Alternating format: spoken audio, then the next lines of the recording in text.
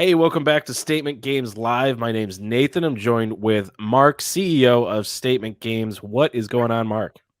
It's been a couple of weeks. Appreciate you taking the time and helping me out and getting kind of like another show recorded here. It's been really intense. So it's Hmm. been kind of very, very intense. Things are kind of like going well. We're progressing on a couple of different new verticals. We're progressing in a couple of things that needed to be finished up and polished off. It's really taken a lot longer than I initially expected, but such is life. Yep. But things are like going good. We're keeping busy. I mean, it's good to see that from a COVID perspective, things are somewhat getting back to normal.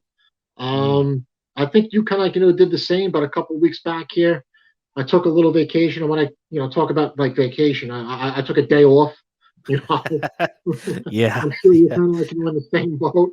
When you kind of like have an opportunity to actually take a weekend and then combine that with a day off. So I literally took like a Friday, Saturday, and Sunday where I checked out. Wow. It's it's That's just kind of like something like, wow, I really haven't done this in a long time, and I can kind of get used to this. So I got to be careful. yeah, no, it's been crazy busy for me as well. We've got man, I finalizing an ownership deal on my end. We announced new partnerships. We've announced even like the ending of the original podcast that I got started from the beginning on. That's ending this summer, and so it's just been really crazy getting just a lot of work. So I don't know, stringing together more than one day, sometimes more than a few hours seems like a lot. I've got a vacation coming up next week. Your It, birthday coming up next week, right? yeah, on Wednesday, Yeah. I transitioned from my early 30s to my mid 30s. Uh, so not super happy about that, but I'm taking actually a weekend, a 3-day weekend.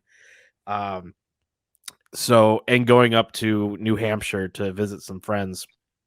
Which funny thing about it is they just sold their business, so it's also kind of a business trip because I'm going to be kind of seeing if there's any collaboration with Nice. them now that they sold a brick and mortar pizza shop that they built from nothing into. I think the last time I checked in with them, they were doing a couple million uh, a year. So I'm very curious to hear, you know, the details from them on like how what they sold it at and what they're looking to do next because these guys they caught fire and I think they cashed out at the right time. So yeah, I guess there's no such thing as a day off, right? When you're an entrepreneur, you're a business owner, that kind of thing.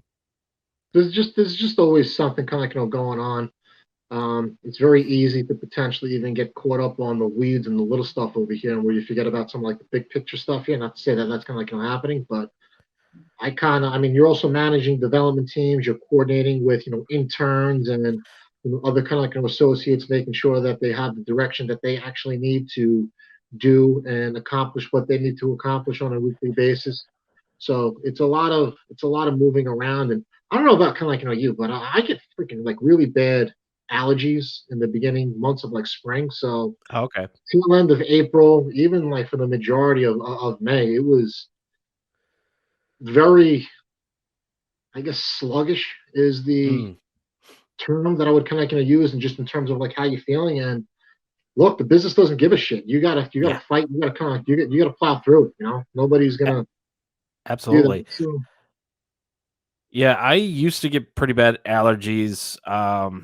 Something has changed. I used to be a smoker, so giving that up. Last cigarette I had was my wedding in October, so uh, that's a decent accomplishment for me. And so this season I haven't really been hit that hard, but I think there's been, some exhaustion that's been setting in just for the amount of hours I put in and everything. So, yeah, I can definitely sympathize with the, kind of sluggishness that you're describing. It's been, I don't know, I also stay up until like 2, 3 in the mornings working. So bad sleeping habits as well is not Yeah, helpful. I'm more of a morning person, so like I'm definitely kind of up kind of around like 5. So I start kind of freaking out, and where if you get like just run down and allergies, if I'm in bed till like 7:30, like I start having convulsions. So that's. But then again, like I'm old, so I try and get to bed like a little bit early. But no, it's funny kind of can say that. Since COVID had actually had it, I was like you. I'd say more of a casual kind of smoker, but I literally hadn't purchased a pack of cigarettes in about a year and a half.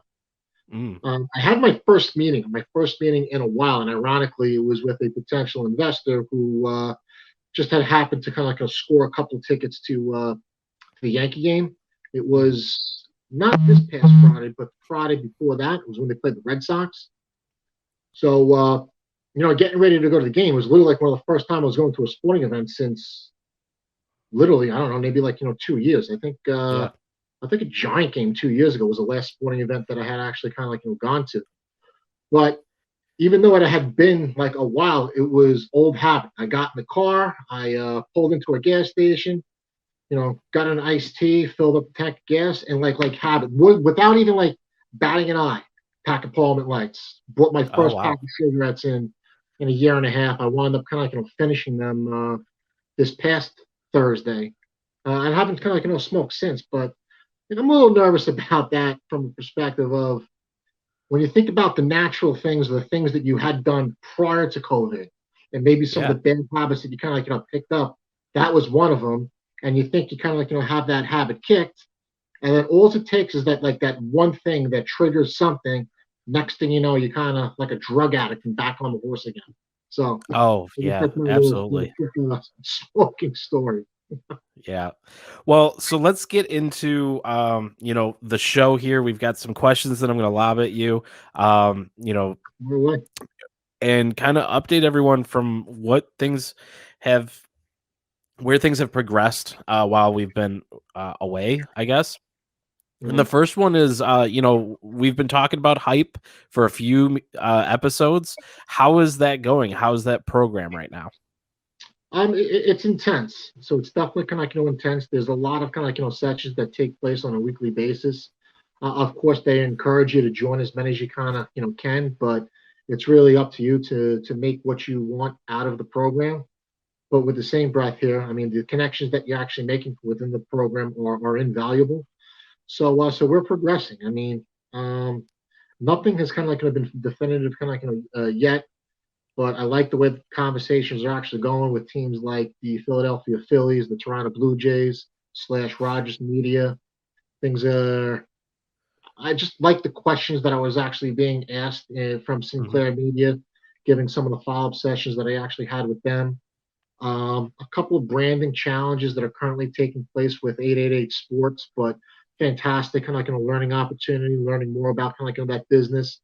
They're completely engaged with the Statement Games product, the solution here. I've actually been recently introduced to their new director of marketing that's, I guess, moving from Israel or taking a little bit of leave from Israel and going to be based out of their Secaucus, New Jersey office, which isn't kind of like that far from us. Mm. So it's kind of like a bit intense. Things are kind of going well. Got a lot of kind of like investor meetings or pitches, coming up. So we've been kind of Hmm. like focused on updating a lot of them with materials. We have our first kind of like big investor pitch, really specifically with investors within the sports betting kind of community, taking place tomorrow. And what I mean tomorrow, I'm talking about Thursday. The what is tomorrow? Thursday is the 17th. So Yep. um, that's taking place, and then we actually have another two kind of full sessions. One from a broadcast media perspective, another one from a teams, clubs, leagues, federation perspective. But these aren't partners; these are investors. These are Hmm. investors, Series B, Series A, seed, angel investors, who are all kind of like interesting in the space. So you and I had talked about it kind of like before, the difference between these sessions that we're going through as opposed to some of the ones that we've done in the past. These are really kind of like specific. So these are, in my opinion, the people that we want to go ahead and talk to. but Mm. it's a pain. I mean, you're talking to all these mentors, you're talking to kind of like investors, but it's a lot of ideas being thrown at you. I'll just kind of like leave it at that. Yeah, how do you kind of make your way through all of that when you're the one pretty much in control. You're the one that's head of the company. You've got to create all these things, but you've got all these ideas come. How do you kind of like traverse through all of that and make sure that you're hitting the good ideas and maybe not paying as much attention to the noise? I think the important thing, one, it's a complete pain in the ass. I mean, it is by far the hardest thing that I've ever attempted to do from a business perspective in my life. Trying to actually collect a check from an investor flat Yeah. out sucks. There's no way around it. And when you're kind of like going through these programs, they put you in front of like a lot of investors, a lot of kind of like mentors, not from a perspective of, hey, here's somebody that's interested in investing. I mean, it could turn out that way, but these are people who are supposed to be basically beating the shit out of your presentation. These are the Mm. guys who kind of come in, you practice your pitch kind of on them, and since they hear so many of these things on a daily, weekly, and monthly basis, they're so-called experts kind of on this process. The problem is every single person that you talk to has a different idea. So Mhm. it can be very discouraging, so to speak. Some guy wants your team slide at the front of the presentations. Another guy kind of wants it at the back. Another guy doesn't like this graphic here.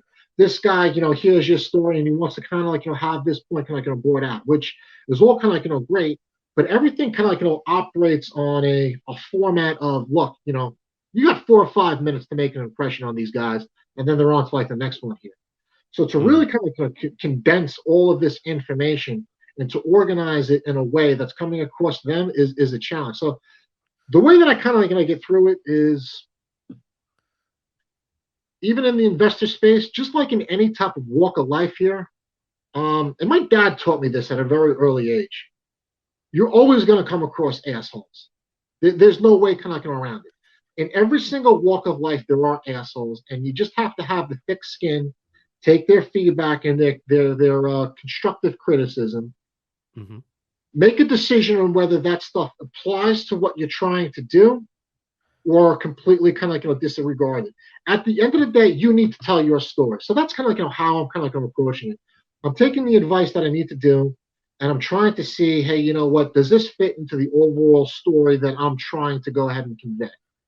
Now, if there's certain blocks of information that are completely missing from the Mhm. pitches and the presentation that I'm giving, I mean, look, you gotta work it in, you know. Yep. But I mean, I've been at this process for almost kind of 2 years now, and it sucks, and it's not necessarily advice that anybody kind of wants to hear. But the longer that you're involved in it, you do get better with each and every single one that you do. I mean, think about it. I mean, you've been kind of take. Recall like the first decks that we were working kind of with you on Yeah. to where it is kind of now. And then kind of even going back here, I mean, not to toot, I was the president of a publicly traded company prior to jumping into statement games. This is not something that I don't have exposure to or I'm not kind of familiar with. It's just that the process, the investment process today is so much different, in my opinion, and so much more stringent than it was I five or think six that years ago. I think there's a different feeling to it though, because like you said, you were president of a company. I'm sure you did PowerPoints then, but you Yeah, did it from a place of authority correct.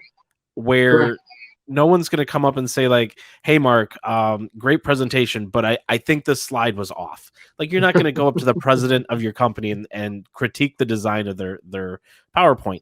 But when you're trying to impress an investor, that stuff matters. Everything matters, down to how you present yourself, how you carry yourself, all of that stuff.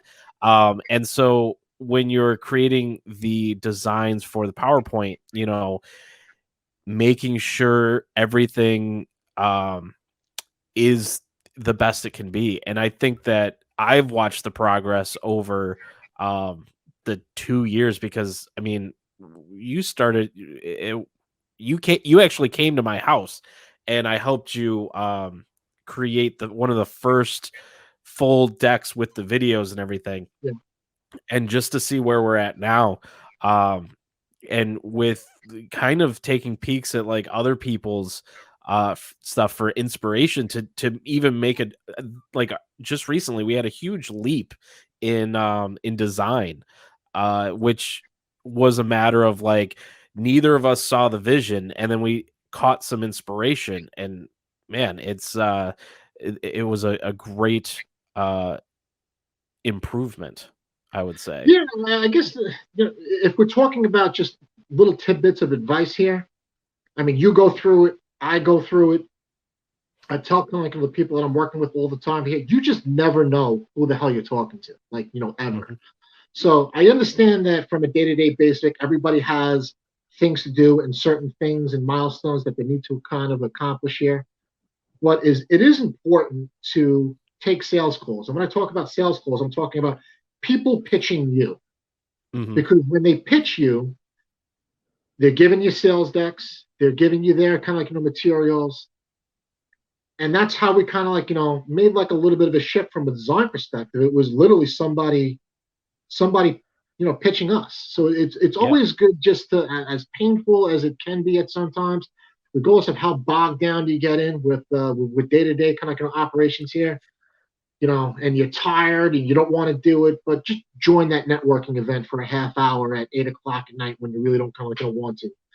If you can pick Mhm. up one or two contacts, and there's so many different, what do you want to call it, mentors, sales Yep. experts, things like that, who say that type of stuff here, but it's so freaking true. And yeah, I mean, Yeah, it, absolutely. I mean, connecting and networking is by far the biggest thing that you can do in business because you're not going to be able to sell on an island. You have to be able to connect with other people, get in with their network. I mean, that's kind of that originally our relationship was you reaching out to me, or actually, I think it was maybe one of your marketing partners reached out to me and then connected me to you. And then here we are 2 years later doing a show together, and there's tons of work that we give each other and do.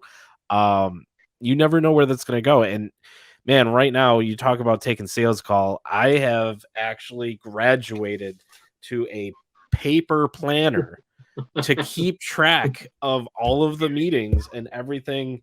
I haven't needed that since college, to keep track of, like my class schedule and my work schedule. But now it's just, it gets filled up daily, just jam packed full of stuff just from taking random emails. People say, like, hey, do you have time to jump on a call?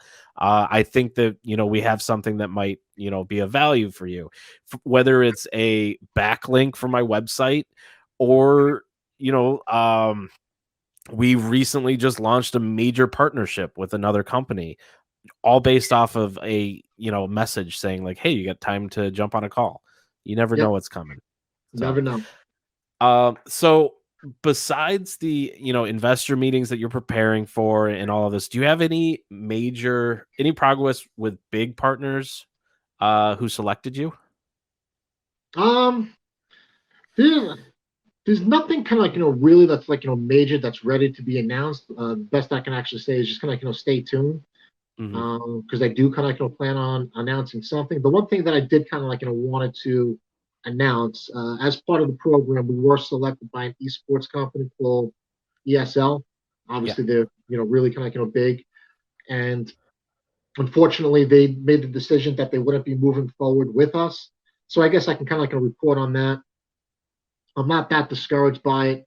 I thought esports would have been a nice thing to have, but for us, it was a little bit of a long shot. Our product,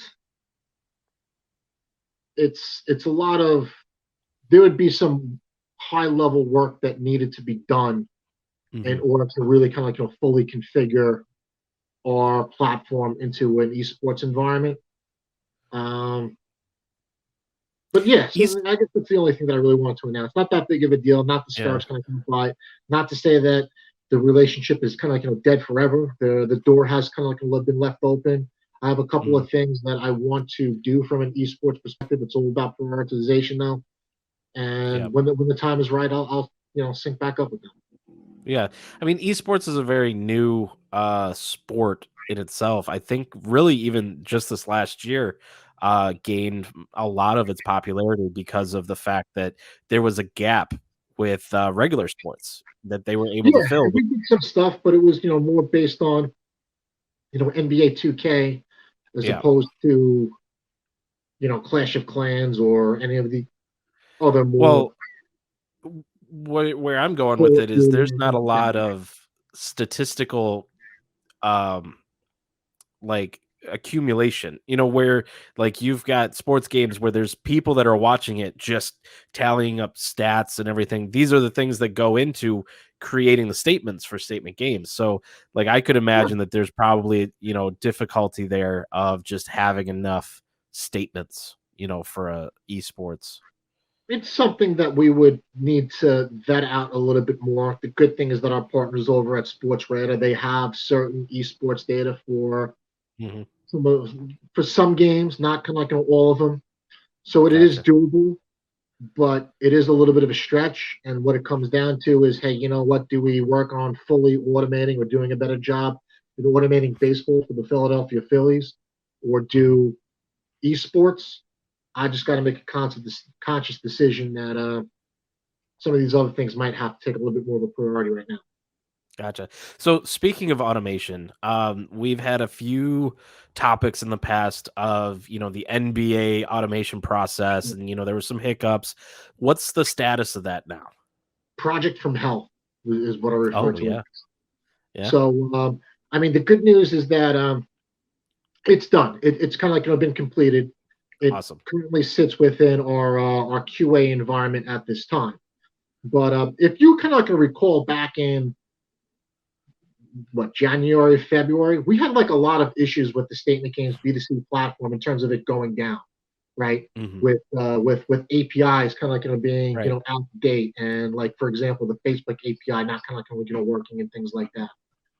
So although the NBA automation project is done, in conjunction with that, our development team has been kind of working to update all of the old APIs within our system and deploying it within a new QA environment.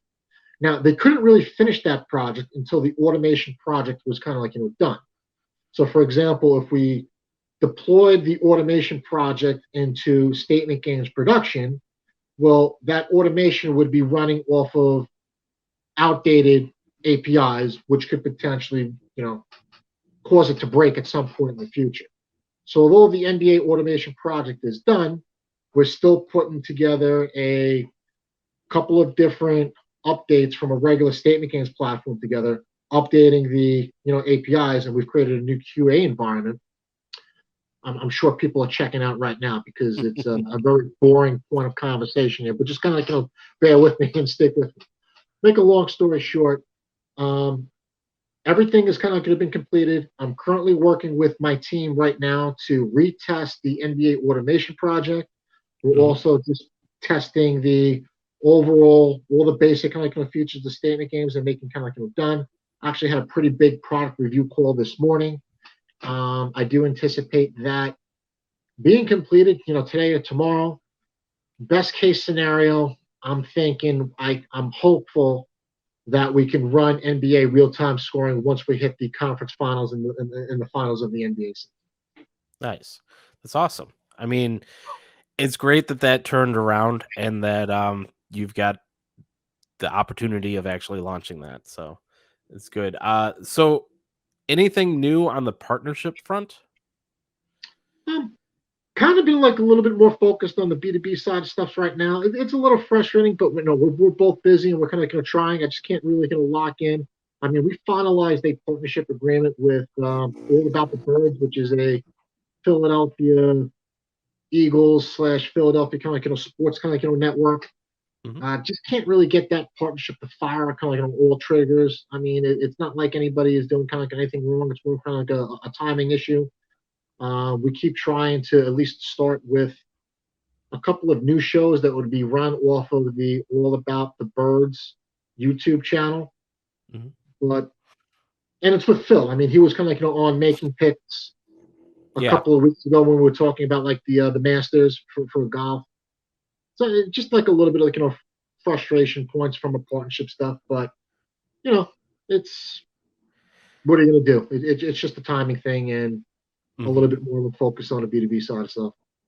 Yeah, so it seems like, because you kinda caught fire there, probably more so before the pandemic, before getting into these programs and stuff, and where you were really connecting with a lot of, content creators, a lot of B2C partnerships, and then now there seems to be maybe a shift. Is there a difference in your direction when it comes to the business right now? Yeah, a little bit. We've said this kind of before too. We are not abandoning. We have no intentions of moving away from the B2C kind of like a product or service that we've gone ahead and deployed. But look, we got some great opportunities with licensing and white labeling the technology and the platform. And I just kind of like strongly feel that I don't want to say that I'm kind of like catering to a message that investors want to hear, but investors want to actually see that they're not taking millions of dollars and basically assisting you in growing a brand. And I Mhm. just think it's easier to grow the user base. That's always been the end goal or the objective of growing the user base. And I think that's actually going to be more easily accomplished through technology and the creation of widgets and Mhm. doing some deep linking and integration projects like that with other publishers so that statement games can be deployed on their network as opposed to growing the base organically, which is hard too. Yeah. No, absolutely.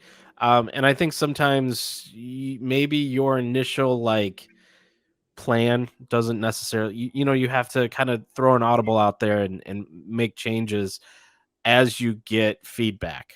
And, if white label is kind of the way to go to be able to uh, attract investors, I think that is definitely a positive.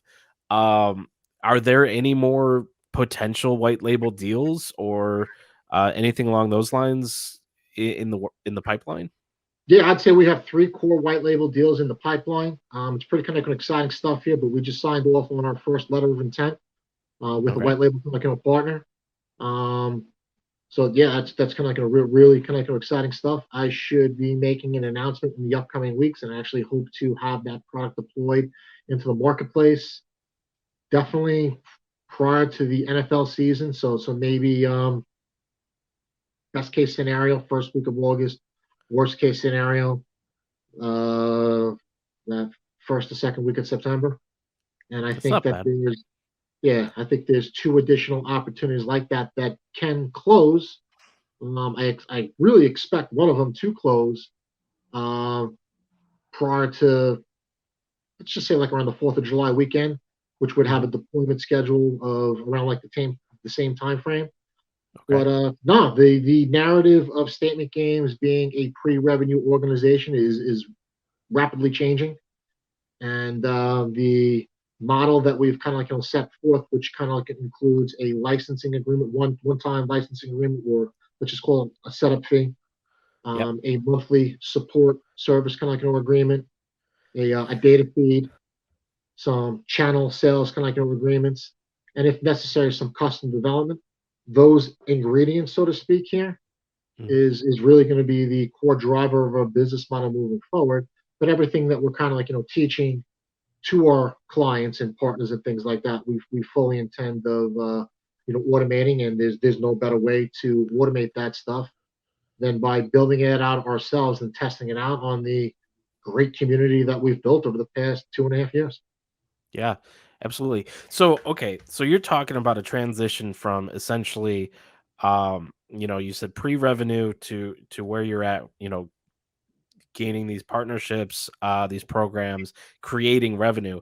What does that do? What does Statement Games now look like from a standpoint of like, are you do you start a hiring process? Do you start like multiple departments where you're going to be focusing on implementing certain, where's the change coming from? Are you going to be, where's your first focus essentially with this revenue? It's kind of like a little bit more of a ramp up on the development side of things here. I mean, if we're selling these white label services, I got to make sure that we have the staff and the help to give us the ability to deliver Hmm. on integrations that we're claiming we have the ability to do, which we do. But yeah, I mean, it's a good problem to have, but it's going to be kind of a challenge if, all right, look, we got one in the books, hypothetically speaking, knock on wood, two additional ones that are realistic to kind of close from a pay perspective as well.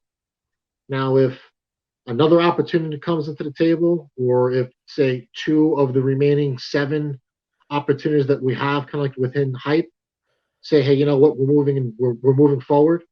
Yep. I got to scramble a little bit and find some talent that's going to help me deliver on this stuff. That's awesome. So you're looking at like right on that cusp, that I'm line of. I feel that like I'm close. So it's kind of like getting some stability kind of on there. But then once we kind of have these clients, I mean, look, we have kind of like a platform. We do a good job, and we know how to kind of create content. So I would say that the content that we'd create, I'd want to get back into creating, but we're also going to be doing it on behalf of the partners who are white labeling us. So it's almost like, guys, here are your options of playing this game on the Statement Games platform, but you can also play it within some of these partners. And keep in mind that the incentive to play would probably be like a little bit different. So Mhm. you want to play for the Statement Games reward, you go ahead and do it here. There could be a couple of these partners that give you the ability to play this game for cash if you happen to be living in a certain geographical region. So if it's just Gotcha. things like that. So that's what we're currently looking at. Nice. So your initial projects, do you have any timelines for launching those? August, August, September. Yep, yep. All right. And I definitely plan on having some more significant traffic in the fall of 2021. And hey, this process kind of like really flies by. So although we're fully invested and locked and loaded with the HYPE program, as much of a disappointment as it was not to get into the Stadia program, Stadia is starting back up again, and mhm, we're back in the mix again. I'll keep kind of posted, but I mean that process kind of flew from the time that we got, hey, we're not moving forward to, which is what, February, to hey, what, yep, we're interested in seeing if we can move forward again, which is June. yeah. No, that's really awesome. You got, In fact, I should actually yep. call out the partner that we're actually ironically moving forward with for our first pilot white label program. I got introduced to them from my contacts at Stadium. Nice. So it's Yeah, just so going it to yeah, even sometimes if no is a no right now and not necessarily a no forever. right, right. And you never know like what you could be part of, and maybe you don't win whatever it is, but there's still ways to win, coming from that. You're just being involved, just showing up. It's Hmm. always show up. That's kind of the major point there. So yeah. So okay, we got fall, things are gonna be changing. What does that look like for existing Statement Games users? Well, obviously, first and foremost, improve automation. More games that are available for play, not just nationally televised games. Of course, we're starting with basketball, but our user base could actually expect more of these automation processes to take front and center in the upcoming months. That's awesome. That so more games to play, more time spent on the Statement Games platform. This got to be great news for anyone that utilizes the program, all the Yeah, I think time. the basketball, I got to make a little bit of a decision. I mean, can we really kind of knock out and get baseball kind of firing, or hey, do we just jump into football kind of right now and make Mhm. sure that that is polished and kind of cleaned up. Um, and then hey, you know what? October, September. I'm not sure what the schedule looks like, but I mean, do you know, is basketball and hockey starting back up again on normal time, or is there going to be like again another little delay given I that don't I don't know see what have happens. any But idea. football's still pretty much like back on time, normal. Yeah. Well, I guess football's never really changed from a scheduling perspective. I mean, they didn't have preseason last year. They didn't have a few of those, Mhm. early things. But like once the games began, it was pretty much like right on schedule. So it wasn't anything, super major there. Yeah, I don't know as far as the other leagues because I'll be honest, I really only follow football. Yeah. Um, as anyone who's watched Making Picks understands. So, but great talking to you, Mark. Let's wrap this show up because Yep. there's so much information, and I'm sure there's going to be even more progress as we move forward in the weeks. And just talk about what's new, what's coming next for statement games. So, Mark, I'll catch you. Hopefully we'll do another show next week, and we'll have a making picks later on this week. Make sure you're following us, following Statement Games on all social media at Statement Games. Play statementgames.com or on mobile, and make sure to subscribe to Statement Games Inc. on YouTube. Thanks, Cool. everyone. So, thanks, guys.